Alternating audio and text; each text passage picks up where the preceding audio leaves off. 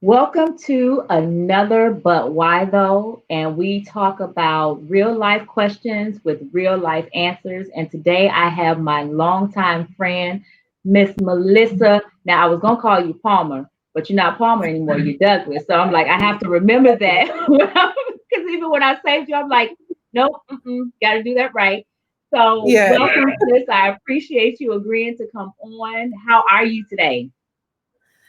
you know what? I'm gonna say I'm doing good. We are what we speak. So I am doing well. Thanks, sis. Things started off right and then you can stay right and then you can end right. I love it. Yes. I love it. So today we're going to talk about basically those of us who have done a lot of planning. So we have everything that we need, but there's something that is keeping us from making that move. And so can you just kind of help us understand from the clinical perspective or even just as Melissa, like, what has been Mhm. your experience in that area? Wait, but you gotta hit me with the why though. Like that's But the why part. though? Okay. Let me start again. Let me start again. So, we got everything that we need, and we've gone through the processes and done all of that, and we're still stuck. But why though? Yes. Come on, sis. Come on. I love it. So you know what? This is really, really good because I think this covers so many different areas in life. I think right now when we talk about, let's just talk about Black women, right? Like we are the number one top population when it comes to entrepreneurship, right? Yes. So I think it's a really big topic in business right now, but it can be just in your career. It can be like in all these different kind of areas. And I really think it's rooted in fear, but Mm. the underlying thing of that, and nobody wants to talk the mental health terms, but we're going to talk the mental health Let's terms, talk right? about it. But the underlying thing of fear, or when fear is driving or keeping you from something, that's what anxiety is. Anxiety is a fear-based emotion. Whenever you're anxious about anything, if you ask yourself, what am I fearing in this situation, you can always come up with an answer. So Wow. I would say it is definitely fear. A large part of anxiety is the fear of the unknown, and I think that is definitely like what you're talking about, right? Like I have everything I need. I've Yes. taken all the courses, all the classes, got all the stuff, but yet I still want to make a move. And that's because we get in our minds like what we think we need, and we're gonna go back to that, right? What Uh-huh. we think we need to actually get started and get moving, but we actually haven't experienced the other side of what it is that we are dreaming about or hoping for or planning towards, right? And so, because we haven't experienced that other thing, those fear based emotions Yes. and feelings that come, anxiety, Yes. it gets you all playing all in your head, right? Well, am I good enough to be able to do that? Do I really have everything that I need? Is it something more that I need? Am I going to be successful? What does it look like if I fail? And like all these questions start to spitfire in our head, and those are called ruminating thoughts, right? So when these ruminating thoughts happen, we have all these questions going on, we get stuck, right? Like we just get stuck and say, well, the overwhelming fear and thoughts of what I don't know on the other side are enough to keep me from making a move at all. Right. And so earlier when I said that it's really rooted in what we think we need, another part of this, which I think is tangential, is just the idea of imposter syndrome too, right? So it's the fear that I am not who I think I need to be in order to actually make this move. That's good. I That's good. like a I feel like a fraud. Like, who's gonna want to hear from me? Who's gonna want to buy this thing? Who's gonna, want to have me lead this thing? Like, am I good enough? Is really kind of what it comes down to. And imposter syndrome runs, if we honest, it runs all of our lives at some point in time. Oh yeah. I know it will run me. Oh yeah. So that was one of the things. So two things when you were talking, it actually brought up recent situations as well as past situations because even with the launching of the But Why Though YouTube channel, it was like, well, who gonna watch me? Like, but why though? Like, why do I think that? And even though I'm not trying to be like the Kev on stage or the other people that have these type of platforms, I know there's a reason why I got the platform idea, right? And so it's like, okay, just do it. Like, what is it going to hurt you to actually just do it? And then the other thing, literally today, I got a letter in the mail, and it's at my mailbox. And I'm sitting there like, okay, but it came from a particular company, and I'm like, why is this company sending me something? What could it be? And I'm over here like, I can't get to the mailbox right now because I'm working, but I need to know what is it. And I'm like, do they need something from me? Are they asking me? And so it really, literally, I had to shift my focus in the moment so that anxiety and the fear of the unknown didn't take over. So it's interesting that you even said that, because I was over here like, oh my God, somebody, who can I get to go to the mailbox right now? Who? I'm like, I'm the only one with the key. Who gonna go, girl? Would you sit down? Yes. But yeah, Yes. so how do people get through that though? Like, how do you? I know for me, we've grown up to where we were equipped, whether it was ministry or our families and stuff. So we've been blessed to be able to kind of learn and then even be connected to people that wouldn't allow us to stay stuck. But how can people get through that? Because that's those thoughts, as they continue to replay in your head over and over again, and you have no one to talk to, and you just adding on top of the last thought, it'll be a spiral real quick. So help the people out, sis. You know what I think was so important before you take steps or try to move forward on anything is to get really clear about why you're even doing it in the first place. Right? Like when you talk about this but why platform, like when you told me the title, I was just like, sis got something going. Like, I mean, that's the title within itself. But when you really think about the reason behind why you're trying to do something, right? Doing something to make money or profits or to be seen or to go viral or to get big, like that kind of stuff is very short-lived. So when you have something inside of you that you say, you know what, I'm really passionate about this. I really want to make an impact in this way. I really want to show up and serve to this capacity. When you really shift your mindset to what is it that I'm really trying to do and why is it coming from a really genuine and just for sure, just place that doesn't really have anything to do with other people and notoriety and all the other kind of stuff. When you said earlier that, you know, you're not trying to be a Kev on stage probably wasn't trying to be a Kev on stage, but he put it out there and he grew, you know? So I think when we get clear about why we're doing what we're doing, if it's a passion thing, if it's a purpose thing, whatever it might be, when we attach that why is going to pull you through a lot of hard days and times of wanting to quit, be stuck, and all those other kind of things, right?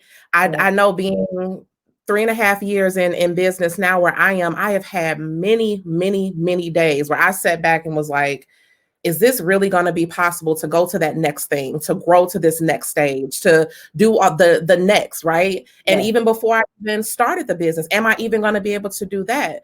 But really just kind of sitting with myself and saying, okay, this ain't just about me, right? Like I came up with this idea. I wanted to do this particular thing because it was attached to helping other people get to something. Absolutely. And when you sit back and take yourself kind of out of the situation and say like, okay, I know I'm worried and fearful about this and I don't know the step that I need to take, but who else is attached to me being obedient? And I think when we really put ourselves in that space, it allows us to take a deep breath and figure out what to do first. And so I think after we get from that just mindset place and motivating ourselves through our own inspiration of why we're doing something, then just make the steps practical. Like we run ourselves ragged sometimes trying to figure out X, Y, and Z when we can't even get past A first. Like you have all these steps in between before you even need to worry about the end goal. And so if you can't get A, B, and C just really fine-tuned and clarified to be able to take that first step, why are you worrying about what LMNOP? Absolutely. You know? So being very, very practical in what those first steps look like. And I guarantee you, once you do those first steps, and them first steps usually are easy. Like they're organizing the why. They're organizing, you know, what you want to do, how you want to do it. You don't even have to have all the answers yet, but it's Yeah. just the major framework. And so Yes. once you take the first step in actually materializing what the framework is going to look like, I guarantee you it's going to motivate you because you're going to start to see it on paper. You're going to start Yes. to see it feel and look real. And once you get to that point, you're going to be like, oh, like I really can do this. Right. You know, let me move from step C. Let me now tackle DEF, right? Now, So just keep it organized. okay. So what you said kind of triggered one other thing that I wanted to touch on is Mm-hmm. the perfectionist, right? The Mm-hmm. person that has to have all the steps perfectly lined up because I can't make a move until everything is all I's are dotted, all T's are crossed, and then I got to grab a few more T's because I got to make sure that I have a plan A, B, and C and D if that one don't work out. So for those of us Sheila, that I didn't give you permission to put my business on here. Okay. yeah, because I literally and I know because I'm connected to there's so many of us that are that way. Mhm. It's like we sit and we over process and we overthink and it's like and that also goes back to your initial point where we are looking at other people and seeing what they've done and we're like, okay, well, it has to be quality, it has to be perfect. And then even going back to what I said about Kev on stage, like Kev on stage was recording in his car when I remember hearing him, like he was Yeah. driving to work and putting on his video as he's going. And it's like we don't look at those things. We don't look at other people's processes. We just look at what we're seeing now, like, oh no, when I come out, there's excellence attached to my name. So you're not about to so how would you encourage people to get past that part and Mm-hmm. Yes. And as I do this and as I talk about this, as I support other people through this, I'm still working on it within myself. So yes, that's one thing that I want to say is that when you see people doing something or have, materialized and created these things, don't think that they don't have the same challenges. yes, I think sometimes we start to think that, we're alone or it's only us that are caught in our heads in these spaces. And it's like, no, even the people that you're equating success to also yes, struggle in these same areas. So we're all human in at the same right. I would say two things to that. I would say, do it afraid, right?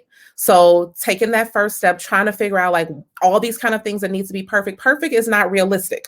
So just take that off off the table, right? I think when we put out our original thing that we put out, we have total opportunity and ability to change it, revise it, renew it, revamp it, all those other, all those yes, things. I can tell you how many things that I've put out and I went back months later and redid it a different way. Or yes. I got feedback from a set of clients and I was like, oh, I need to add this. So now I'm going to do this. Nobody is paying attention to you that much. That part. No, she tweaked this and she changed that and oh, she didn't come out with it perfectly this time. And you ain't know nobody mind. Right, That right. So I would say just do it afraid and just take the first step. When we talk about fear, this is actually a topic that I really, really love because we somehow have adopted this maladaptive attitude that says that you have to be fearless in order to do something, accomplish something, take that big leap or risk towards Right. something. And no, you don't. People do not have to be fearless. A natural human part of us is to have fear. It's a natural human emotion. Anxiety is a natural human emotion. So what I like to say is instead of convincing yourself that you have to be fearless or that things have to be perfect, that you allow the fear to work with you and for you so that you can materialize something in order to work from. So when you switch it just a little bit back into the mindset, shift, like, no, don't have to be perfect. Let me do something. I can tweak it later. No, I don't have to be fearless. I can be fearful and still take a step. And that's okay as well. So yeah, do it afraid and just take the step. Just do something, knowing that you can always change it if you need to. I love it. So I just want to thank you again for coming on. This is part one because we're gonna have to come back for part two because I mean it's just so many different elements and people are not always aware, right? We come up in our Mhm. lives and things happen and we're just not actually aware or we can't put a name to it. So we definitely want to bring you back so that we can do that. But if people want to connect with you, please, I'm gonna step out for a moment so you can go ahead and let them know how to reach you. Absolutely. Thank you so much, Sheila. So, thank you all just for joining and participating with us right now. Like I said earlier, I am a licensed therapist, and there's a lot of misconceptions about what therapy looks like, but the therapy room with me looks and sounds very similar to this. So, I would say if you, want some support with navigating fear and anxiety and all of those kind of just things or mental health related things, my counseling practice is goal driven counseling.com. I have a team of 8 therapists there that are all very goal driven and motivated and personable, just like me. But then if you say, you know what, Melissa, I want to talk to you and I want to follow up and just ask a question or connect in any way, then you are able to follow me at the Virtual Clinician on Instagram. But just thank you all again and again. Thank you, Sheila, for having me at this time. Thank you, Boo. Hey, if you all want to be on the show, you can reach me, email me at info@eliminatingexcuses.org because we are eliminating excuses and asking those hard questions. But why though? Yes. So make sure you go on and watch everybody else's show. We will come back with Melissa. I'll let you know. And if you want Melissa to come back, email me and let me know. info@eliminatingexcuses.org. Bye, sis. I love you. Thank you so much. You Love have a great day. you.